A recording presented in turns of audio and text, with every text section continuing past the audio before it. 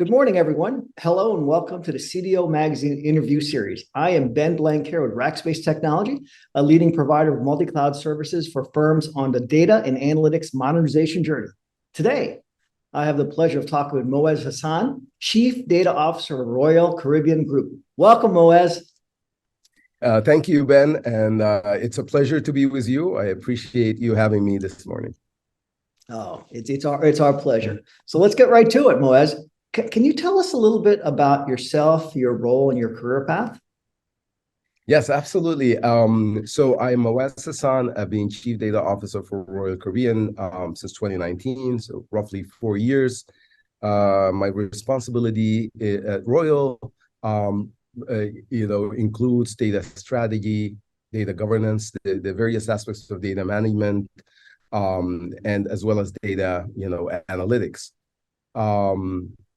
My career path into the CDO role, I think, has been an interesting one. It started with purely technical roles, both in development and architecture in the BI and data warehousing space, as well as technical management.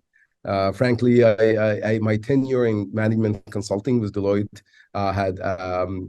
had provided me the opportunity and the visibility into other aspects of data and allowed me to tackle challenges that prepared me for leadership roles in industry. So while different people get to the CDO role different ways, some come from the business, and I actually started with technology and started as a technical person and moved through exposure and so on into the management role and the leadership role that I'm in now. Fantastic. So Moez, I got to ask you, do you still do hands-on keyboard technical stuff? You still show the young guys what you do? Yeah, just a little bit. primarily around architecture, I would say. Gotcha. Yeah. Especially platform architecture and things like that. Perfect. So most folks have heard of Royal Caribbean, the big cruise ships. Can you tell a little bit more about the company, what it does, and what's its mission? Absolutely, it's an exciting company. Royal Caribbean is a global cruising company with almost 100,000 employees board and shoreside. We have 64 ships, but soon to become about 70 because we have a lot of ships are in order.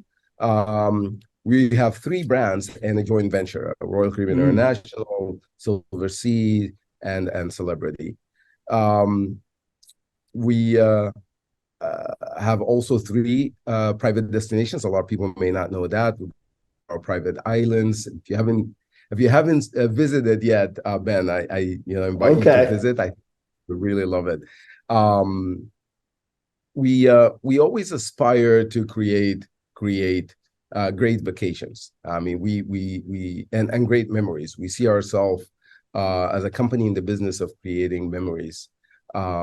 We have the right, essentially, ingredients to do that with our amazing people, our great ships. I mean, we have some of the most innovative ships in the industry, and these extraordinary private destination and shore excursions. So it is very interesting. And for those of you who don't know the data space in cruising, I would say it's Royal Caribbean and cruising in general is one of the most exciting industries in terms of data because of the richness and the variety of the data, and also because of the exciting use cases that are available in this industry. I mean, these use cases range from revenue management, marketing, supply chain, marine operation, medical, people analytics, you name it. So food and beverage. So there is a lot of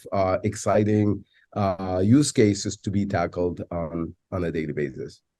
My gosh. So, I mean, I can only imagine. And, when I start thinking about the cruise ship, there's parts like airline transportation. You got to move people around. There's the part about I have lots of assets. I got to keep running and moving in the right kind of place. I've got, like you said, the whole hospitality sort of component thing, which is by itself a whole set of use case, that gives you plenty of opportunity to You're create absolutely value. right.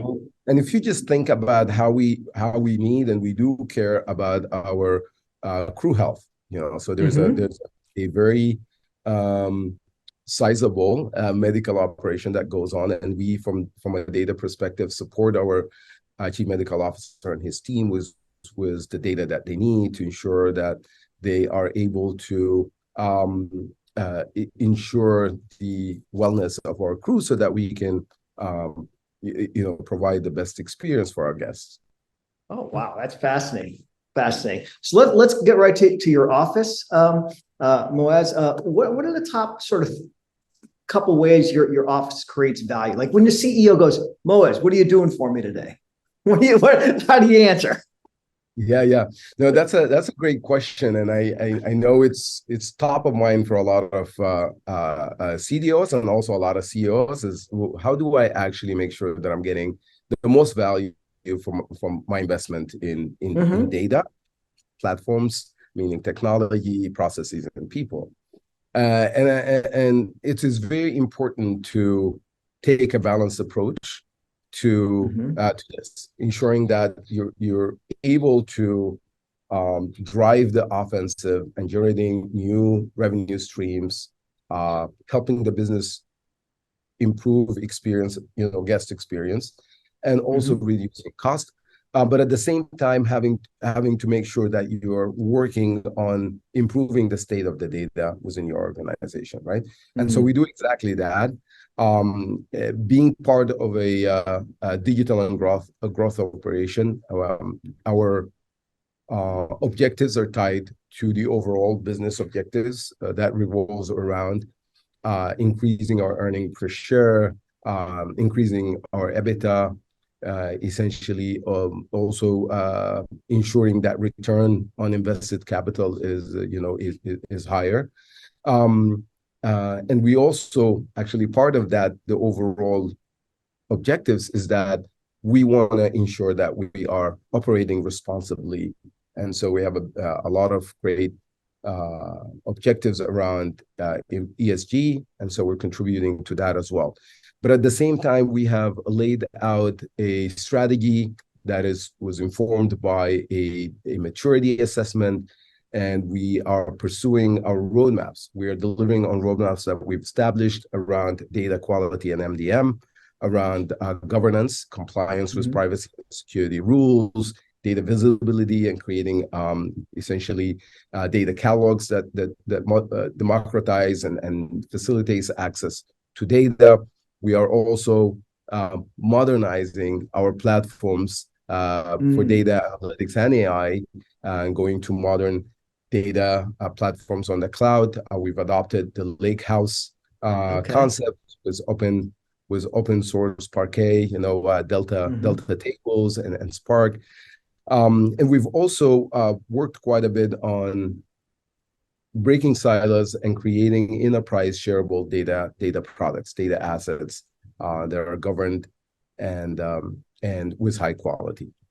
So that's our approach to how we generate value at the highest level. It's broken by a balanced approach actually to provide direct value to the business, and at the same time ensuring that we have lay sustainable foundation to continue to generate value as we move on. So I had a couple of practical takeaways here. Let me just make sure I'm listening. I'm trying to listen real close here. I'm a CDO in training. So I heard one, you've got to make sure you take a balanced approach, right? Offense and defense. So when you look at your portfolio, you go, okay, do I have a balanced portfolio of both offense and defense? Two, I heard that at the end of the day, you got to make sure you align with EBITDA, cash flow, ESG goals, right? Those top levels, you got to make sure there's a line all the way down, right? Three, I heard at some point you've got to have a framework, whatever framework you have around maturity, so you can gauge, where you want to go. So you have a plan, right? You have a plan. Absolutely, Ben. I couldn't have said it better. You've summarized it very well. Are you ChatGPT enabled? You're Oh yeah, able to. I'm doing it in the background. You just don't know. You've done it greatly, but you're absolutely right. I mean, you have to have a balanced approach. You cannot just focus on the shiny stuff and not do the foundational aspects of data management and analytics. You're absolutely right. You have to do that. I say you have to eat your broccoli before you can eat the creme brulee. So that's how I So think. let me ask you though, when you were on a cruise, did you eat your broccoli before you eat your creme brulee? You just like No way. No, absolutely. But I think you summarized it very well. That's one. Having a framework is really amazing because without a plan, you won't be able to sort of achieve things. This is a marathon. It's not a race, Mhm. and it is very important to take a an approach that allow you to deliver value, quick enough, Gotcha. but at the same time, take those steps that essentially gets you closer to your North Star. And so Gotcha. that's the combination that is very important. And the last point, or maybe it was the second Mhm. point that you raised about aligning with business objectives is key. Uh, Mhm. yes, you need to ensure you've got governance, you've got the best platforms, but if you're not generating value that is aligned with the objectives, then there's no sense. So you've got to balance it and make sure you're doing the things Yeah. that you do, but at the same time, deliver on business objectives. Absolutely. Absolutely. That. I'm just curious, Moez. I got to believe your technical architecture background has helped you sort of have a view of like how things connect. What framework do you use to guide your maturity, or is it like Moez's homegrown framework? Yeah, no, I'm in aligned very closely to our enterprise architecture team. I mean, we've got our own solution architects within the data Yeah. organization. But yeah, we align with what they use in the use TOGAF and things like that at the highest level. TOGAF. Okay. More pragmatic and practical side. I mean, we go essentially, and ensure that everything that we're building, again, is for a reason, is for a purpose, is Hmm. for a subjective. It's either because it will enable the business analytics groups across the organization, including our own enterprise business analytics group, or is it because we are able to do something that we weren't able to do, like streaming or like Hmm. capturing IoT data from our engines. And so we had to do a different architecture and sort of expand our footprint to tackle that, for example. So I Gotcha. would say align with the overall enterprise architecture framework, ensuring that Mm. you fit into the fabric of the organization. And then the second part is to ensure that you're not doing it for the sake of technology. Like I'm Oh, not come adding on. stuff just because it is cool, but it's because there's a reason for it. We've got this umbrella of on our data analytics platform on the cloud, and under which we're adding components as we see the need. For example, we build a data as a service layer that allows Mhm. us to share the data both internally and externally in batch, micro batch, and in real time through APIs and Yep. streaming through Kafka.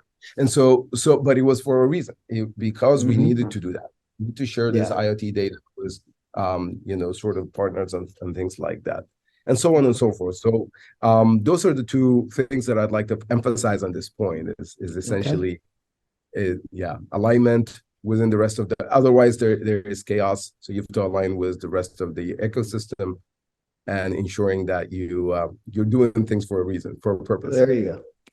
Back to basics. Align and make sure there's a reason, right?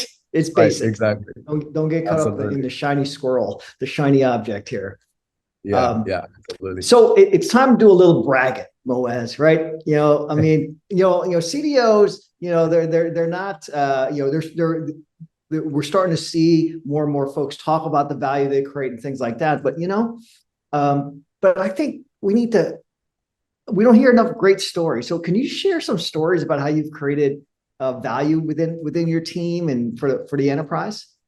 Yeah, absolutely. And I think you're absolutely right. For us CDOs, it has not been easy because Mm, there's this competing priorities around I want to do things quickly and be able to show value, but at the same time, as we just discussed, you need to ensure that um you're creating sustainable value by tackling hmm. the cause of the problems. You take data Yep. quality as a problem. Most organizations have a data quality problem. Oh, Most organizations deal with that in a siloed fashion, and for a specific use case or application to work, they're cleansing the data.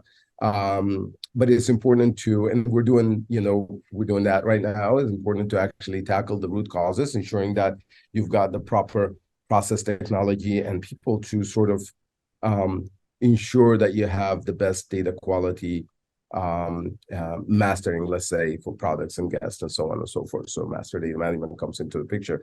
It's not shiny. It's not exciting to a lot of people, but it's important.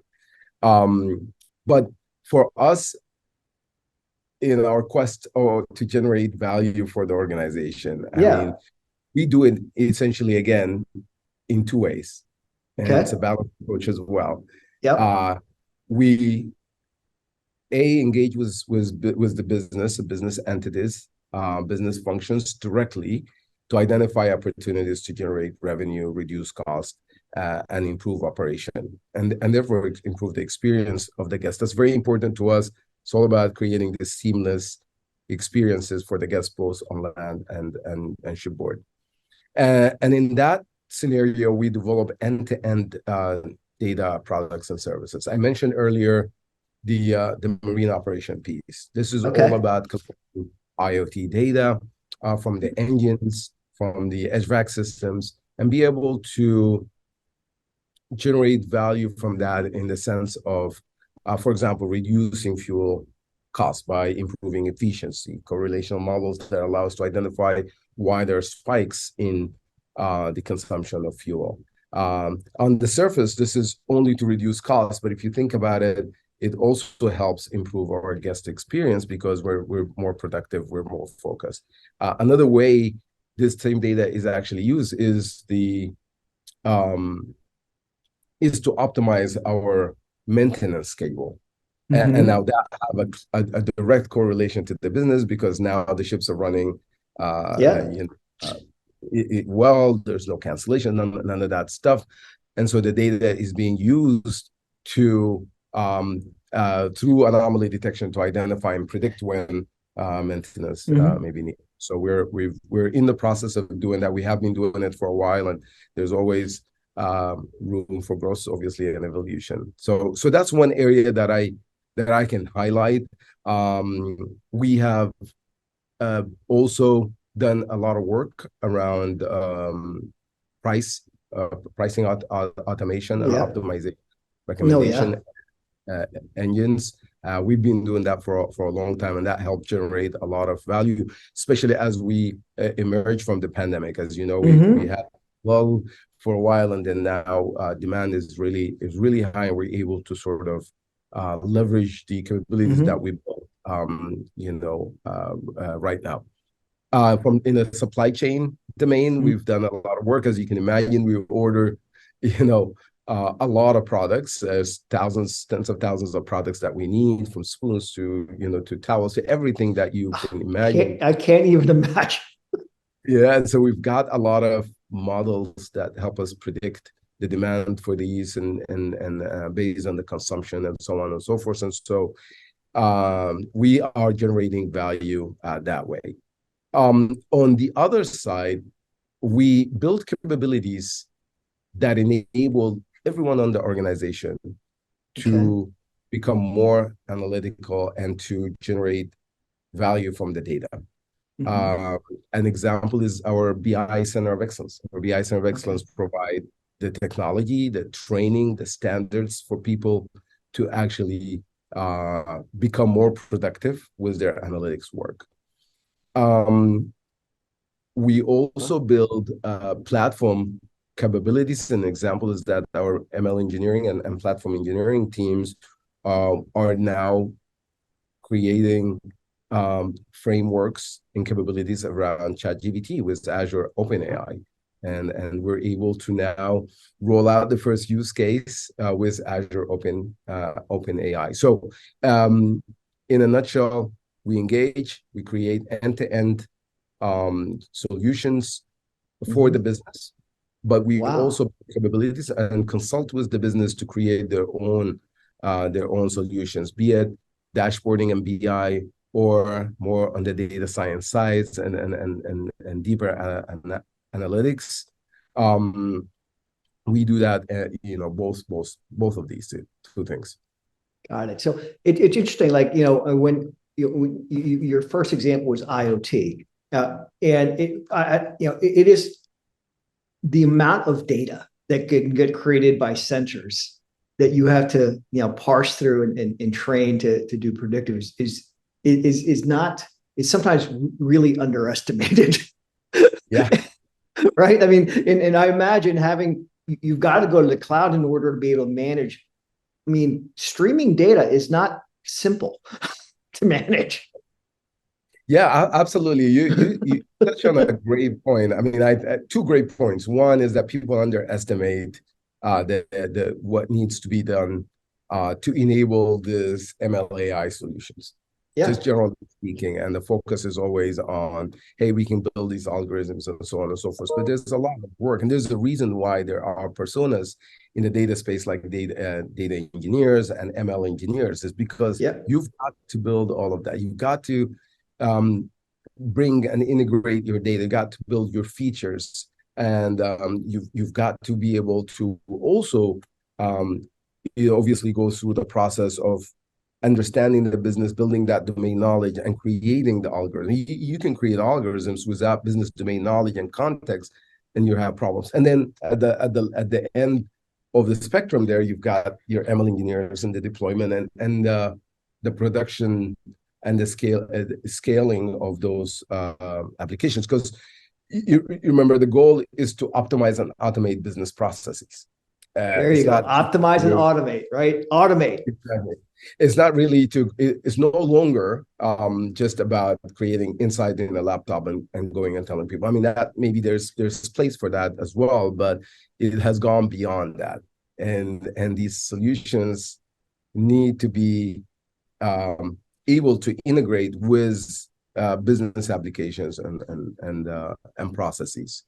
Yeah. So I think that's a really good call out, that it's not that easy to actually enable these functionality. There's a lot that goes into it, and it's very important to care for them. Then you also spoke about the data and streaming data and so on and so forth. That's a key part. Is that you have to have the right data at the right time in the right place, and have data locked in some server in a data center may not enable you to do everything that you need to do with it, because you have to be able to access the data and have the sufficient compute and capability to actually be able to. You can beef up your servers on a data center for a while, but at the end there's going to be some limitations. I mean, so cloud data environments are not just the future; they're here to stay. They're here to stay, and it costs money. Like, you've got to optimize all that.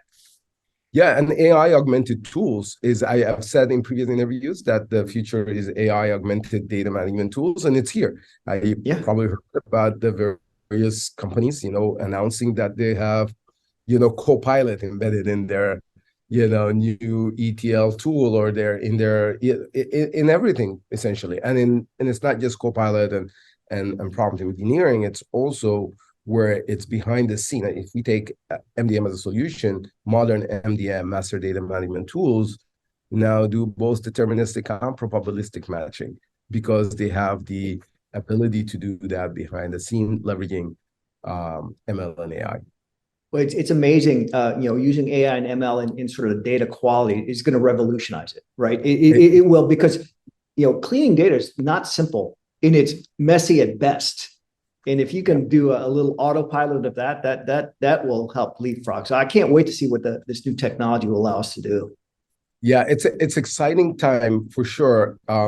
Primarily because of the productivity that it's gonna enable. I mean, I think with new solutions, for example, Azure Fabric now or Microsoft Fabric, I think Yeah. the productivity is going to be very, very high, and I think almost every vendor is going to go that route. Because it should no longer take days and days to create a data pipeline. It's gonna be much faster, and the focus is going to be on the business logic and not on The the technical. the mechanics of building an ETL pipeline or the mechanics of creating an Yep. ML or the model or the mechanics of, so all of these things are going to be a lot much easier and allow us to think more about what do we need to do from a business perspective, how do we generate value, Yeah. and so on and so forth.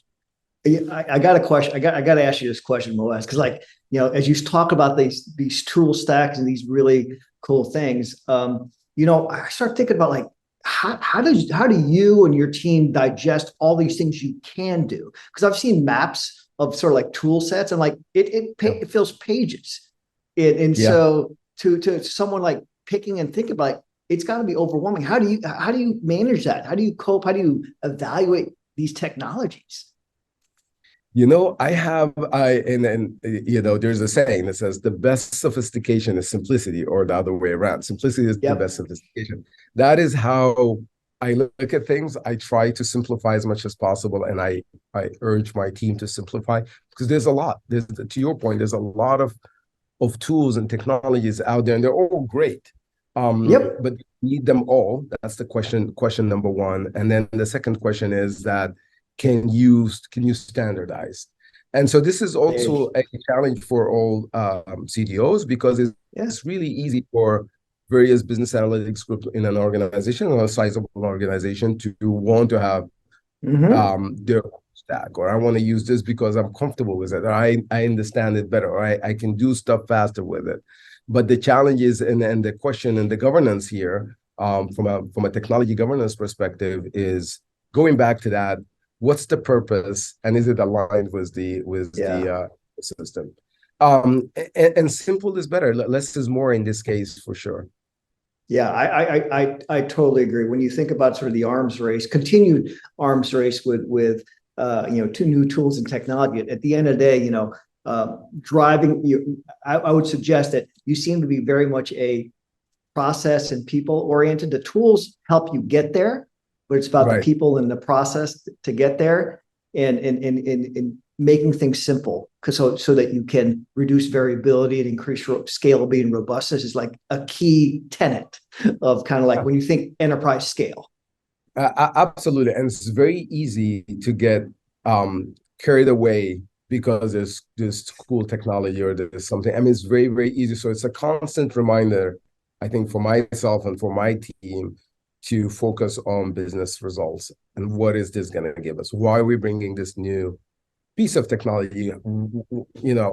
How different is it going to be when we acquire this tool, or we establish this tool? So very important point, in my opinion, about how to operate a data organization. Absolutely. Moez, it has been a thrill to chat with you today. I hope that next time we talk, it might be on a cruise ship, and you could take me to one of those islands and show me all the good stuff, the behind the scenes stuff. It is just fascinating, the world that you are able to make an impact in. It is mind bending. I didn't really appreciate all the cool stuff that you do, and thank you for imparting some of your very specific lessons around how do you do this, because it's one thing to talk about it. It's another thing to actually implement it at scale. And then I think that's what this show is about. Like, let's talk about scale. Do you have any other last words for folks here as we sign off? Yeah, no, I just want to highlight that it is exciting to be in this field, in this space. It's amazing how much innovation. I can wait to see what the future brings in the next few years. I think we're all have the opportunity to transform rather traditional industries and make them more scientific and more analytical.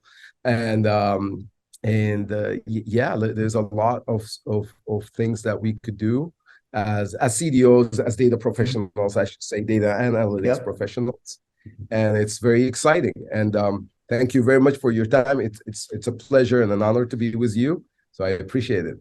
This was fun. Thank you, Moez, for joining me today. Please visit cdomagazine.tech for additional interviews.